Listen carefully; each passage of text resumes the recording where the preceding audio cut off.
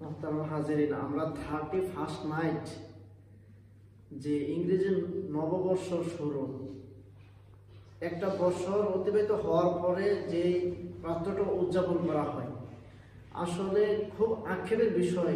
এই রাত্রে আমাদের মনে আক্ষেপ থাকা দরকার ছিল যে একটা বছর জীবন থেকে চলে গেল, সামনে বছর আমি এমন দিনে বেঁচে থাকবো কিনা, এর জন্য আমাদের প্রিপারেশন নেওয়া দরকার ছিল যে আমি কি করলাম, এটা একটু হিসাব করে নেওয়া দরকার ছিল না। সেখানে আমরা এই রাত্রটাকে যত ধরনের অপব্যয় এবং খারাপ আড্ডার মাধ্যমে, আতশবাজি এবং অপচয় বিভিন্ন মাধ্যমে এই রাতটাকে অতিবাহিত করি, যেটা ইসলাম কোনোভাবে সমর্থন করে না। কোনো মুসলমান এই রাত্রে উদযাপন করতে পারে না।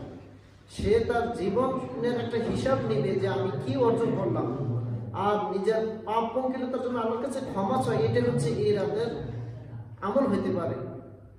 আল্লাহ তাআলা আমাদেরকে সব ধরনের খারাপ কাজ থেকে এই রাত্রটা বিরত থাকার তৌফিক দান করেন।